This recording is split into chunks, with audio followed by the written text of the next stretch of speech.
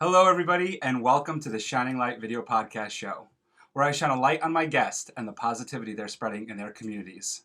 I'm Michael Esposito. I'm the host of the show. I'm also a local insurance agent specializing in business and personal insurance. My guest today is a full-time volunteer for the St.Luke Foundation, helping the people and the children in Haiti through the St.Luke Foundation. She's Robin Forrestal, and she'll be coming on in just a minute. Just give me a second. I didn't have my headphones plugged in. There we go. All right, and Robin is coming in now.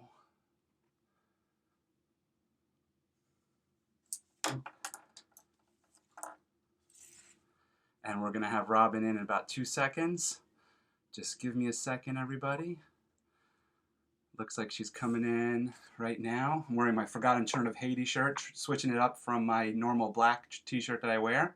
Robin, just turn your camera around. Just hit the bottom right of your, there you go. There you Sorry. go. All good. Robin, how are you today? I'm good. Good morning. Good. Sorry, just want to get set up here. Just making sure we're also live on Facebook, by the way, everybody. Awesome. All right, well, let me give you a proper introduction. This is the Shining Light Video Podcast Show where I shine a light on my guest and the positivity they're spreading in their communities.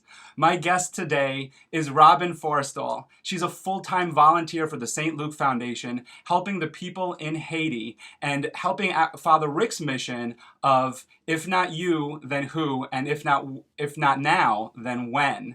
Please welcome my guest, Robin Forrestal.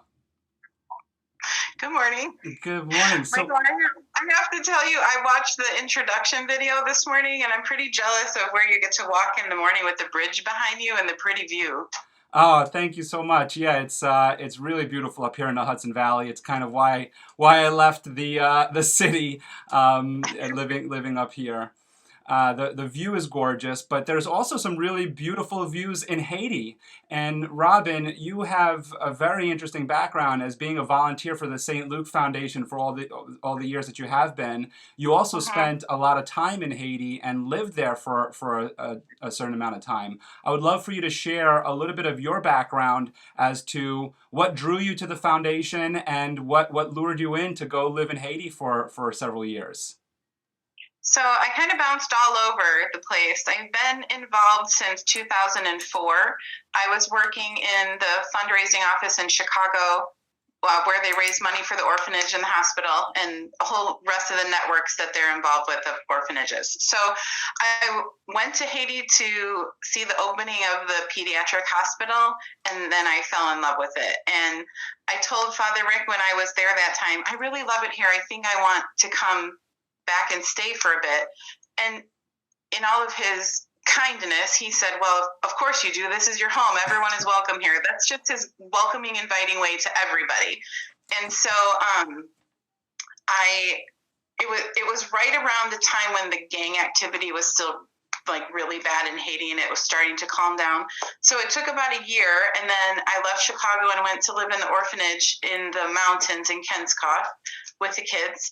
And I had the job of taking photos and sending pictures to the offices and writing stories about the projects and what was happening.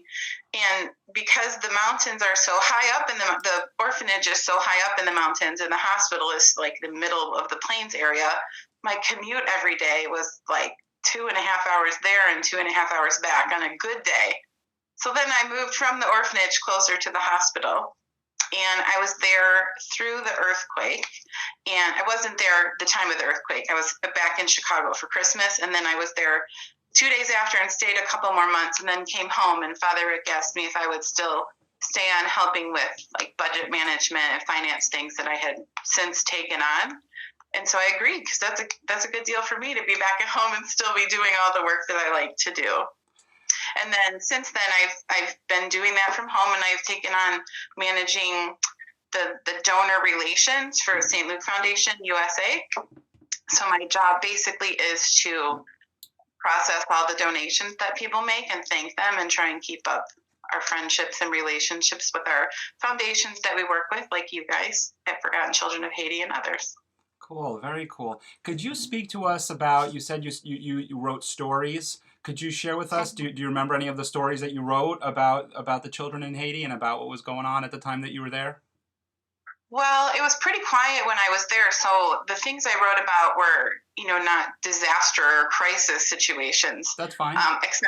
except for two. But I got to write about their Christmas pageant that they had in the orphanage every year. Like they put on performances. They kind of build like a sound stage and like a little mini theater of sorts. And each house, because in the orphanage the kids live in different houses, and so each house would put on their own performance with music and dancing.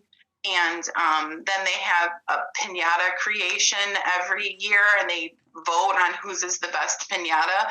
So that was fun stuff. I got to write about that and interview the kids and hear their take on their participation. It's kind of like before The Voice or American Idol. So they would talk about how cool they were going to win the competition.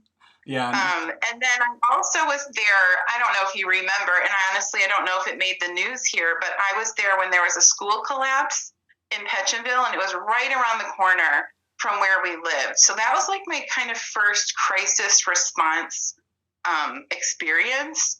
And I got to write about what it was like to go there and see kind of what the first responders did or didn't do, and understand the lack of building codes that were not in place when people built in the city. And that's kind of why the school collapsed. So that was eye-opening for me to understand kind of the whole system. Could you, so just because the fundraiser that we're doing, and we're going to touch upon that in a minute, is about getting masks to the front line in Haiti. In other words, the front line, they don't have all the things that they need. So with that school collapse, could you share with us what it was like seeing the front line at the time when, I don't know what year that was, but, and I know you were there after the earthquake too, but could you describe to us what it looks like when you see an ambulance come down the street, or a police officer come down the street, or even, what do they have? What kind of gear, what kind of materials do they have available to them? It's a little different now because there has been a little bit more infrastructure put in place post-earthquake. But at the time, there was no racing ambulances that would come down the street. You don't call 911.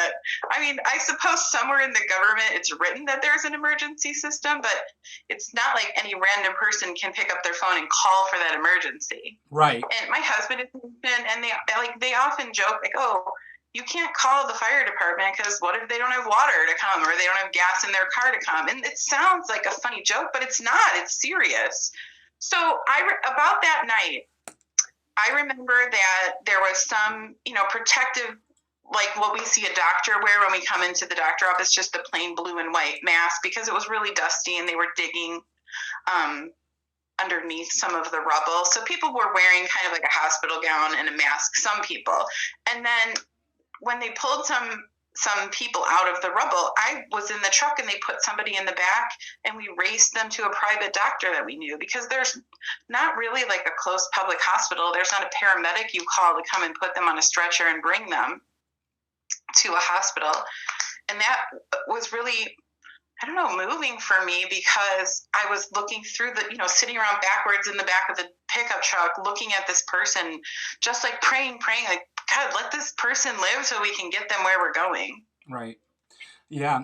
This is the Shining Light video podcast show where I shine a light on my guests and the positivity they're spreading in their communities. I'm here with Robin Forstall. She's a full-time volunteer for the St.Luke Foundation, helping the people in Haiti and helping Father Rick's mission of, if not you, then who, and if not now, then when. Robin has dedicated pretty much her life now to the people in Haiti and to helping these children and even adults and all the social needs in Haiti. And Robin currently is just sharing her stories of when she lived in Haiti. Robin, I'd also, before we get into some more about the need, that the social needs in Haiti, I'd like to paint a beautiful picture of Haiti, because, my mother's Haitian and I've been to Haiti when I was a child, and I know that there's a lot of beauty to it. In fact, the name Haiti means green land. So could you share with us, because you were up in Gascoff and you were up in the mountains and you saw these beautiful views, could you just paint a picture of the beauty that you saw as well in Haiti, please? Sure. And, it's when people ask you about being in Haiti, I think they automatically think of the poorest part in Cité Soleil and the impoverished area, which is much of the country, but that's like down in the plains area where it's very congested and very urban. And you can take a road, and it's called the Road to Kenskoff, up a mountain, and it all of a sudden goes from being dusty and dry and hot to being green and lush and humid, and the houses are tucked back in the mountains, and they're beautiful big homes that have been built at some point. And you can follow the road up the mountain, and the orphanage, the St. Helena orphanage, is actually at the top of the mountain.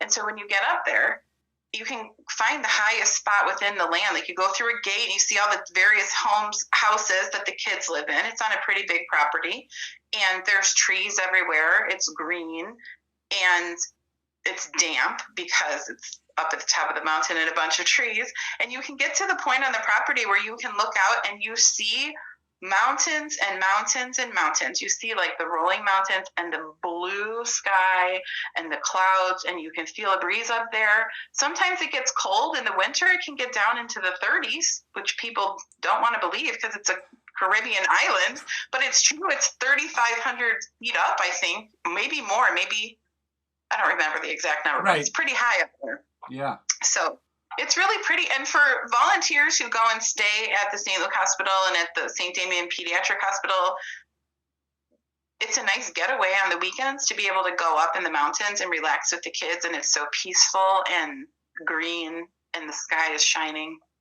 Yeah. And you see my sister, I see my sister's on, my father is on, and other family members are on here. And they've also spent time in Haiti more recently, just like yourself. And my brother-in-law, Jimmy, and my brother, Mark, have all spent time there with my uncle, Thierry Duchatelier.